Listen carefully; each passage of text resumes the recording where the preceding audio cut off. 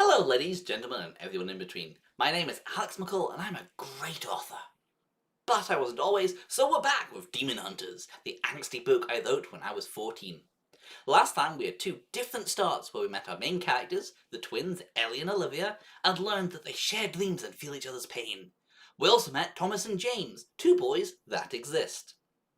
Today we'll be reading Chapter 4, which is about as long as everything we read last time because young Alex didn't understand pacing. So, with all that out of the way, let's get stuck in. And we begin with another dream sequence. Buckle up. Chapter 4. "They're coming!" someone screamed. Ellie and Olivia looked around in surprise. Normally, their dreams were nothing like this. They were standing in a large hut of some kind. The roof appeared to be made of pale red twigs woven together. The walls were some kind of mud. It was filled with people who, after hearing what the person had screamed, began to scream as well. Only one person remained calm. A young man with a flaming head of red hair, about 25 in age, stood in the centre of the room, calmly raised his arms and concentrated briefly. A huge flash of light and a roll of thunder echoed around the room. Everyone fell silent. He looked around. "Okay, people, this is no surprise. We knew this was going to happen, so we all know what to do. It's just like the drill. The 25 who volunteered stay here. Everyone else, into the tunnel." Someone must have done something because the floor in the middle of the room started to sink into the ground.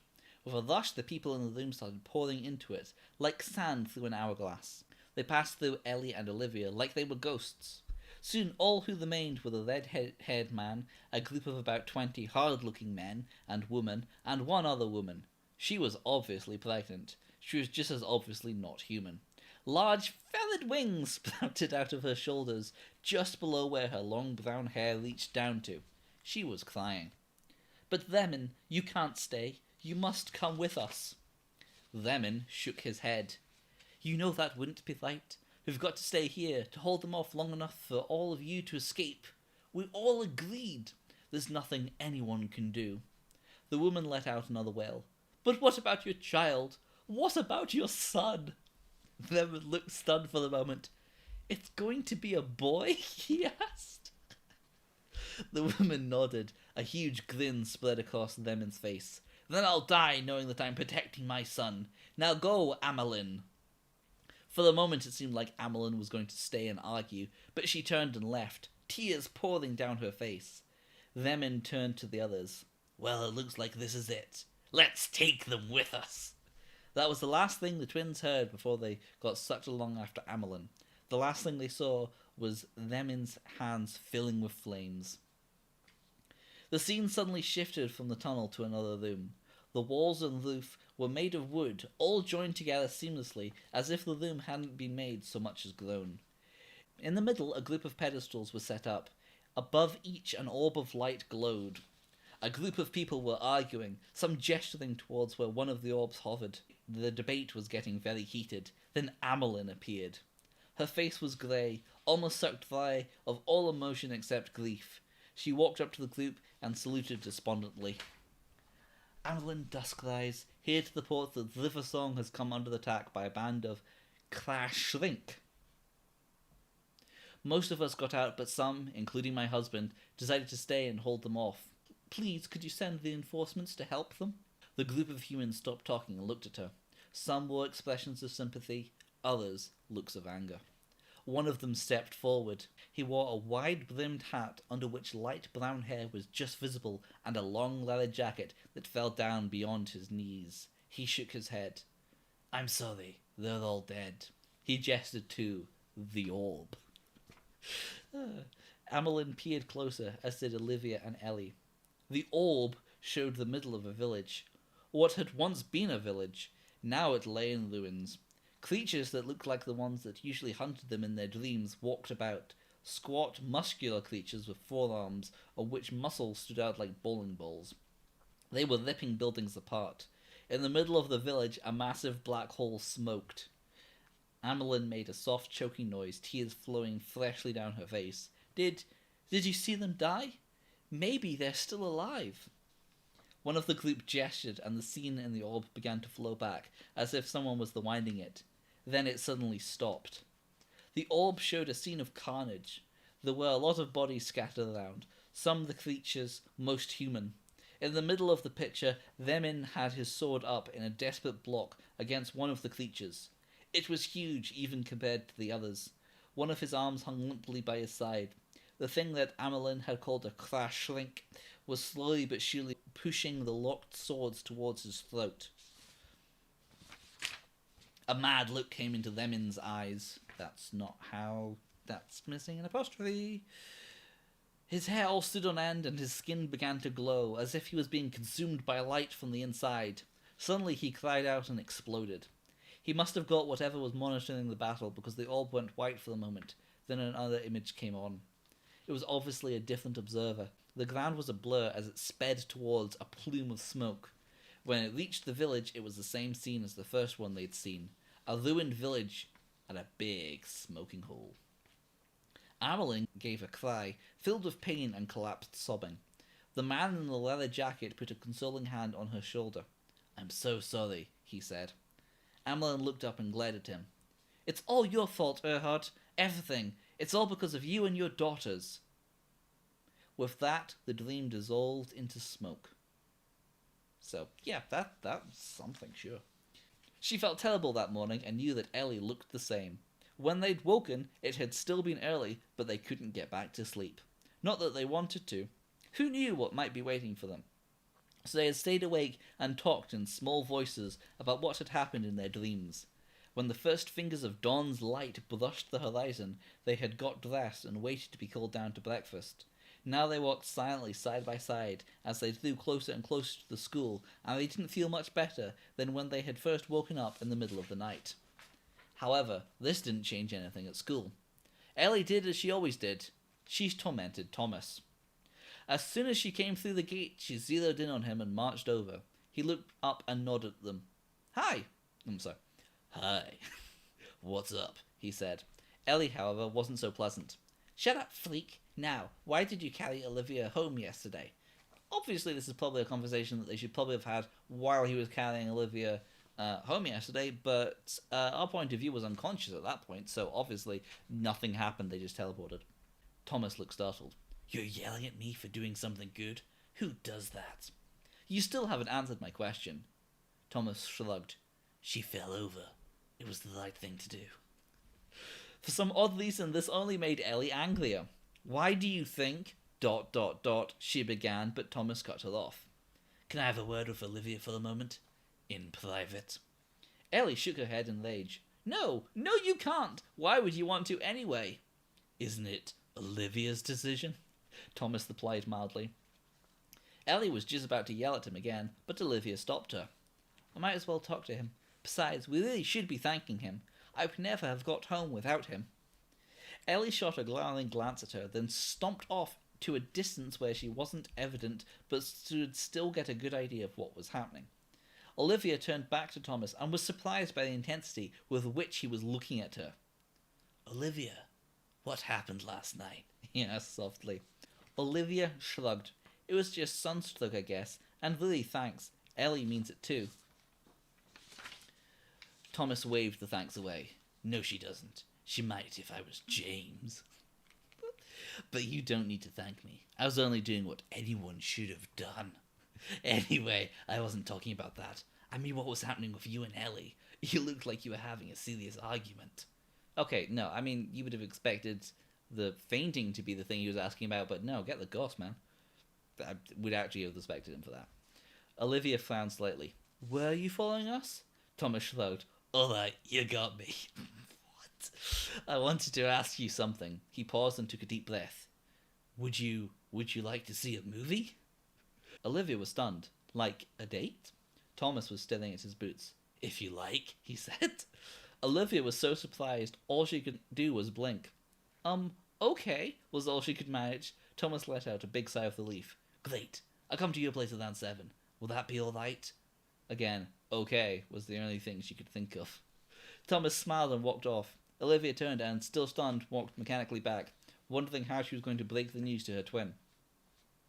Olivia held up 2 tops, one purple, one blue, trying to work out what she would look better in. "Which one?" she asked. Was the only response she got. She'd fired on another top. What do you think? She asked. Ellie was lying on the bed, pretending to flick through a magazine. Yeah, that looks okay, she said without looking up. Olivia sighed. Ellie was sulking. Her first response to the news that her twin had been asked out by Thomas was sudden silence. She was quiet for so long that for a moment Ellie thought she'd caused her sister to have a stroke. Then Ellie exploded. What the fucking hell? She shrieked. Olivia shushed her twin, very aware that several people were turning to stare. Oh, right, we're still on the playground. Not that many of the boys needed an excuse. How could you do this to me? What about all that about not fancying him? What about all that?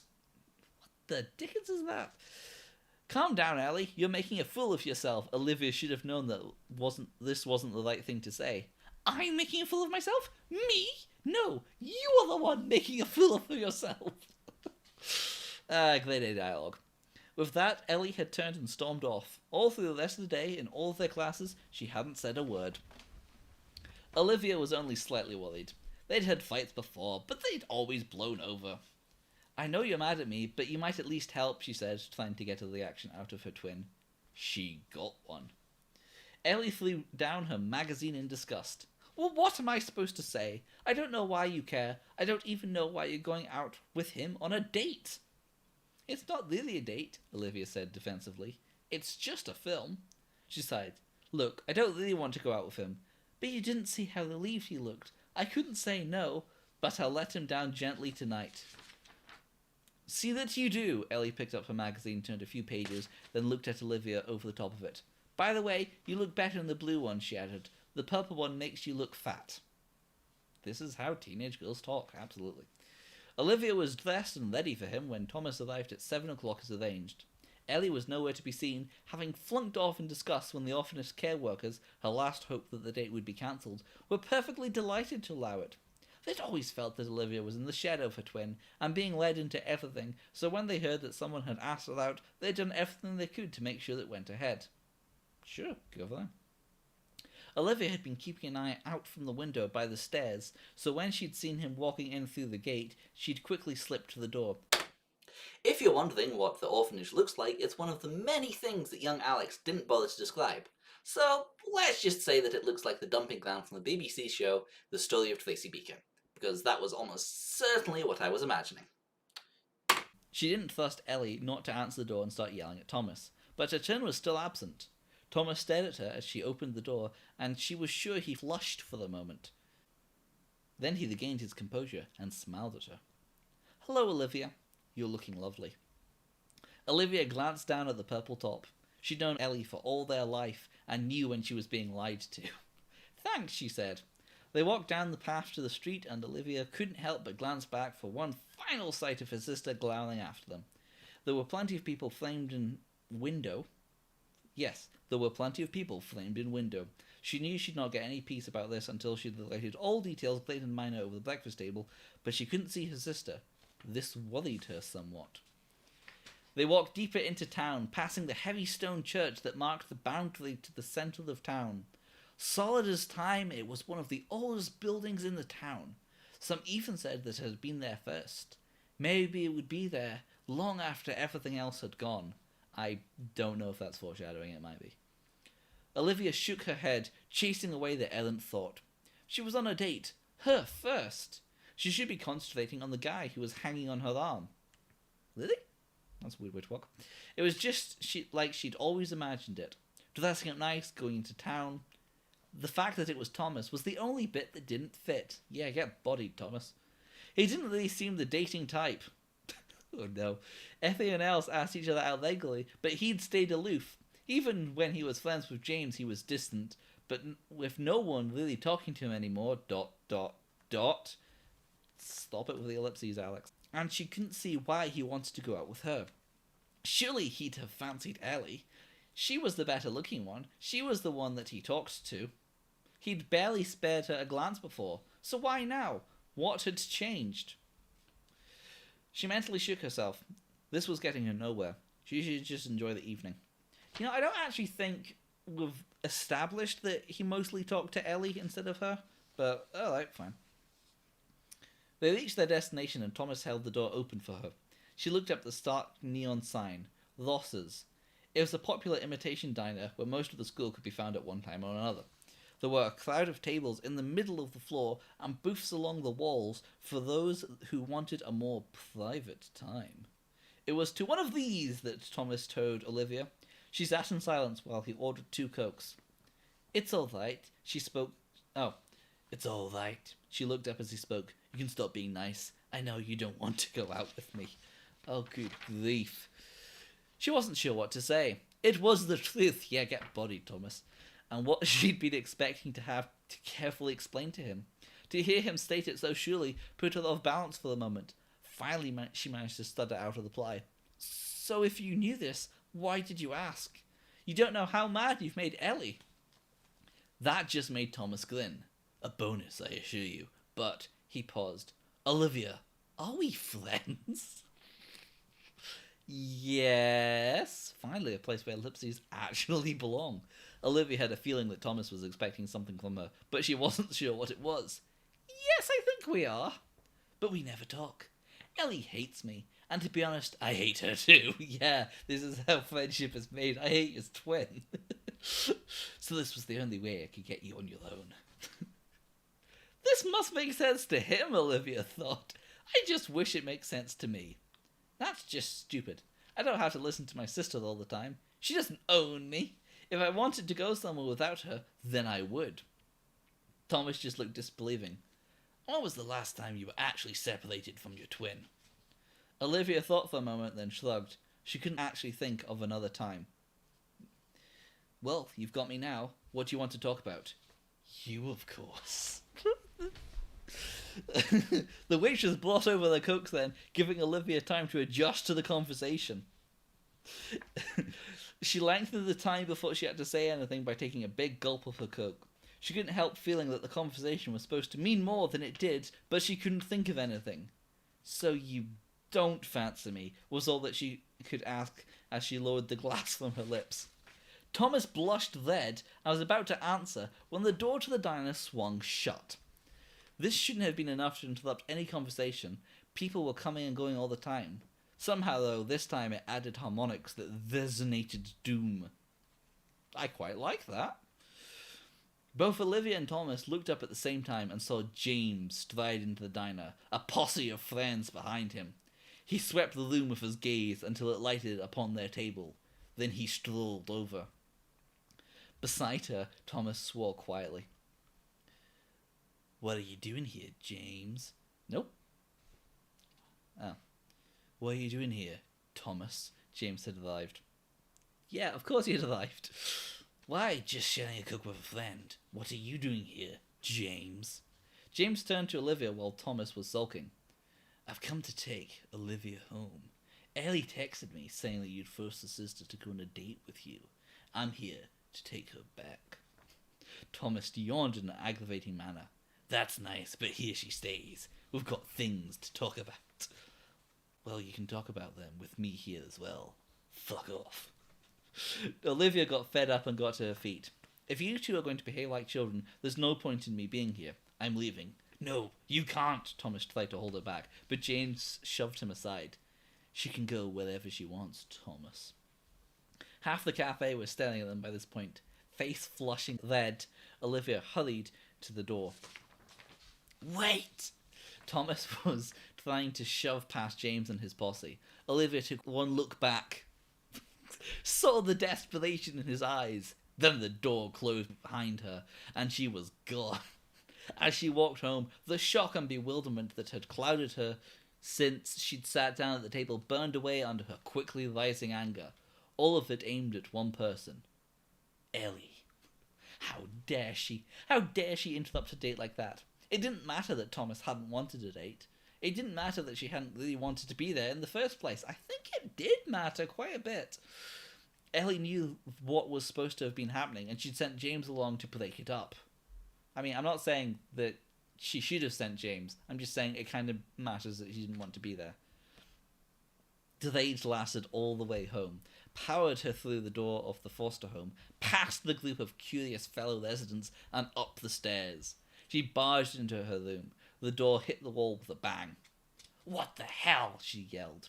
Ellie looked up sedately from where she was lying full length on her bed, checking texts. "What?" she asked innocently. "You bloody know what! Why the hell did you send James to break up my date?" Ellie sat up and regarded her coolly. "But you didn't want to be there with him." "That's not the fucking point. What if I walked in on you and James making out? You wouldn't be so calm now." Ellie's eyes widened. "You made out with Thomas?" Olivia's anger stuttered a moment with shock. "No, of course I didn't. Yuck!" "Then what's the problem?" The anger came back with reinforcements. "The problem is that you couldn't let me have one night. It didn't matter it was Thomas. You can't just decide you don't like who I'm going out with and stop it." Ellie's phone bleeped. She checked it quickly. Olivia whipped across the room and snatched it out of her hands. It was a text from James. A red mist flashed in front of her eyes. She hurled the phone away from her. It hit the wall and exploded, little chips of screen and plastic flying in every direction. Ellie's expression went black. She went to Olivia's bedside table and took her phone out of a drawer. With great deliberation, she snapped it in two. And if you're wondering how Ellie managed to snap a mobile in half, let me explain. We're not talking about smartphones here. I'm pretty sure I gave the twins the coolest phone to ever exist. The Motorola Razr. I will take no questions.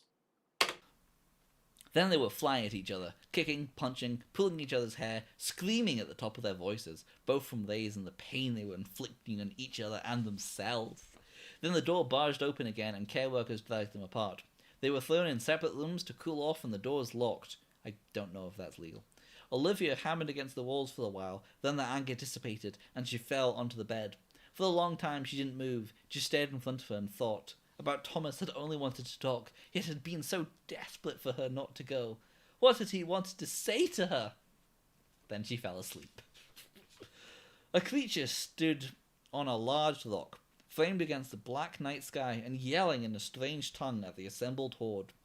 There must have been about 50 of them, all different, some looking like they had been made of the spare parts that God had had left over. The leader, though, was one of the worst. He looked easily 7 foot high, with huge curly horns making about half as big again. How big were those horns? His arms bulged with muscles like bowling balls in a sack. I'm fairly sure I've already used that description. And they added in huge claws that dragged along the ground. As if that wasn't bad enough, he had 3 times as many arms as he should have had. 2 of his claws held blades. They would have been swords any human would have had trouble lifting with both hands, but they must have been like daggers to him. They glistened with a black liquid that bubbled and steamed slightly. As he talked, he waved these daggers about and once accidentally grazed a tree with one. In one of his other hands, he held a shield that looked as though it was just a single slab of obsidian, blacker than the dark side of the galaxy. It had a couple of scratches, and if it wasn't for these, then you could be fooled into thinking it was a hole in reality that these beings had just crawled through from another dimension. His other 3 hands held nothing, but with the claws they still looked lethal. His hide looked like thick leather and was a deep blood red, apart from a few scars. Some of them looked recent, and one of them still had a scab of green blood covering it. Compared to him, the other creatures looked small and harmless, but otherwise they looked like killing machines. Things that could rip their way through a regiment of men and still hunger for more. More killing, more blood, more death, more meat. Some of them also looked like the things that had been chasing Ellie and Olivia through their dreams for the past month. I kind of liked the build up to that, and then, oh, by the way, some of them also looked like that. They knew that this was a dream, but they were still afraid, though Ellie felt as though she was meant to be there, as though she belonged. Okay, that should have been a paragraph. She glanced sideways at her twin, where she crouched beside her, behind a bush on the other side of the clearing, from the creature on the rock. Olivia looked flustered and scared, though, so Ellie thought it best not to mention it. The creature on the rock growled at them in some guttural language. It was obviously the leader and appeared to be making some sort of speech, as what it was saying was greeted with yowls from the others. Then, with a final gesture with one of its 3 claws, the group scattered in all directions, leaving the one on the rock standing alone. It glanced about absently, then its eyes settled on the bush where Ellie and Olivia were crouching. It looked surprised for a moment, then it jumped off the rock, landing on the ground with a thud. It looked over to the bush, and with a brush of its claws, ripped it from the ground, leaving them exposed. Then, to their surprise, it bowed, its horns scraping on the ground. Then it spoke. "Greetings, your majesty," it said. Its voice still growled, but it was still understandable. "I am honored by your presence. Tomorrow you will be with us and free. Until then, let me for you do this." As it said this, it drew back one of its claws and ripped Olivia's throat out. She collapsed to the ground with a small sigh, blood spreading out in a puddle around her. Ellie, her eyes wide with shock, looked from the body of her twin to the creature. The dream started to flicker as the pain came. Just before it collapsed back into wakefulness, the creature said, "Till tomorrow, my queen." And Ellie saw past the creature to the tree it had scratched with its dagger. It was black, crippled and dying, the scratch showing up a gruesome green on its once pale bark. Then she woke up. Too many of these sections end with "then she woke up." As she lay dying, Olivia looked up into the face of her killer. She had to, it was the way her head lay. But just before she woke up, she felt something stirring, like a memory, and suddenly she had a name to call these things that had hunted her through her dreams, and she knew it to be its true one. Demon. Okay, that was delightfully over the top. They'd awoken tired and drenched in sweat. Both had crawled out of their beds and dragged themselves through to the room they shared, blessing the health and safety law that said that all doors had to be unlocked during the night in case of fire. They dragged the duvets off their beds and huddled together in the middle of the room. They didn't say anything, just clung to each other, shivering as though fevered. As the sun rose, they were again asleep, in a black state without demons. No matter how bad you look, no matter how bad you feel, school can make it worse. Yep, this was written by a teenager. But the care workers were unsympathetic, thinking they were just tired from their fight yesterday, so they'd been bundled up and sent out into the cold streets. Now the school loomed ahead of them, ominous as an iceberg to the Titanic.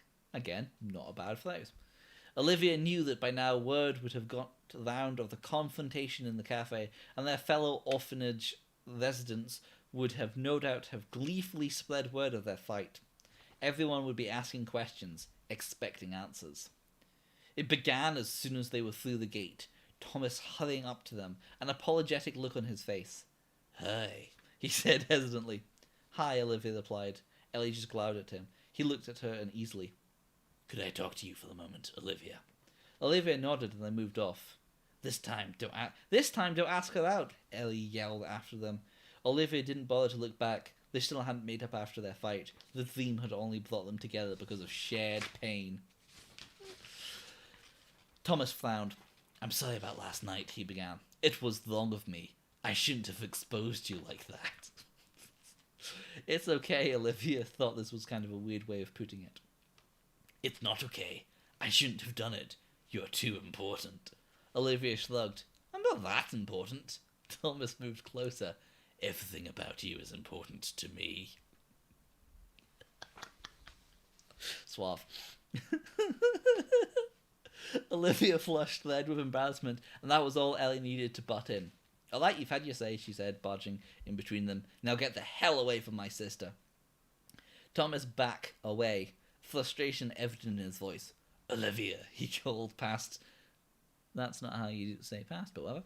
"Olivia," he called past Ellie. "If you want to talk about anything, I'll be here for you."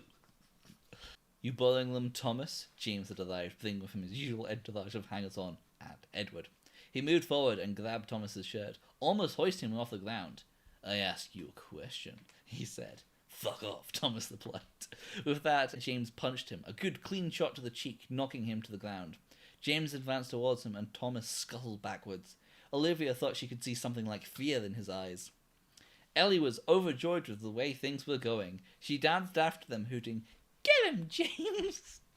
This angered Olivia. For all his faults and oddities, Thomas had helped them.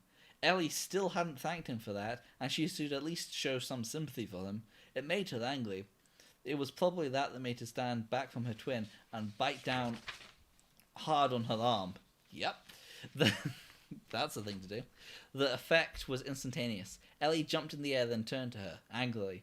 "What did you have to do that for?" Ellie yelled. "That hurt." Olivia saw Thomas's face, and what she saw there made her wish she hadn't. There was confusion, shock, and then what was somehow the worst of all, resignation and pity. But she was in it now and she couldn't back down. Why are you picking on Thomas? I think half of her dialogue has been, why are you picking on Thomas? He hasn't done anything wrong. She said it in a voice that was almost a whisper, but seemed to carry a long distance. In fact, here's another problem. I'm not entirely sure this book has passed the Bechdel test yet. Oh, good grief, stop talking about Thomas. Ellie was almost purple in the face with rage. Why should you care? Who is he to you? And in case you didn't notice, he called me Your Majesty, just like that thing in our dream that said it was coming to get us today. She had yelled that last bit, and most of the playground turned to stare at them. Yeah, no, not... Thomas's eyes had grown as round as saucers, and he suddenly turned and ran into the building.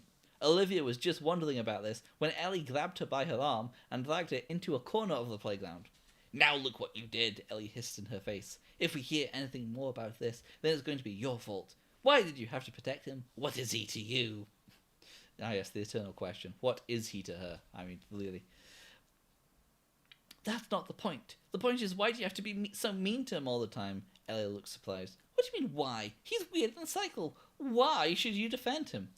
Olivia couldn't answer. She didn't know why she always stood up to her sister on this, only that it was what must be done. She was just about to answer when the bell went, and Ellie, thinking that she'd won the argument, stalked off to class. Olivia sighed and trailed after her. If either of them had looked towards the forest, they would have seen a demon crouching there. Not one from a dream, although it looked like a nightmare, but a real one. It stayed there, its red eyes like orbs staring after them as it trotted away into the trees. But no one saw it. Not that it would have made a lot of difference, but it might have stopped them screaming so much. I very much disagree. The first lesson of the day was maths, one of the most boring subjects ever thought up to torture the minds of teenagers. This was what Leslie thought idly, as the teacher droned on and on. Alright, so I've got to explain this character. I was writing this book, and as you do when you're writing a book, I was telling people about it. I went up to one of my friends, really excited to tell him all about it, but after he heard I was writing a book, he cut me off and just said, "Put me in it." So I did. He just stared straight ahead and ignored what she said. Not that it was any misfortune just to stare forward. He was seated right behind the twins. How hot Ellie looked, he thought, even though he could only see the back of her head. It was a pity that she had turned him down more than once. Still, he could only keep trying. He noticed that they looked quite agitated today. It could only be expected after that freak Thomas had annoyed her this morning. Squinting off to his side, he could see him, also looking pale. He must have realised that he's gone too far this time, he thought. I'll get some friends together and beat him up at break. He heard a sort of clopping noise, like that of a horse. At the sound of it, both the twins and Thomas started. But that didn't bother Leslie. The twins must have just been startled, and that weirdo Thomas was probably just scared of horses. Sado. The horse had sounded really near, though, like it was just outside the classroom. But it must just have been a trick. It was then that Leslie thought what was to be the most stupid thought he ever had and would ever think. This mass is really boring, he thought. I wish there could be some interruption. ... And with one final ellipses, the chapter ends. So, what did we learn today? I have absolutely no clue. Ellie doesn't want her sister to date Thomas. Thomas doesn't like Olivia, but maybe he does. Olivia doesn't like Thomas, but maybe she does. And demons are approaching in some vaguely defined way. Which means, after 4 chapters, things might actually start to happen. So join us next time for action, adventure, and more revenge on Leslie. Thank you for watching, and have a lovely day.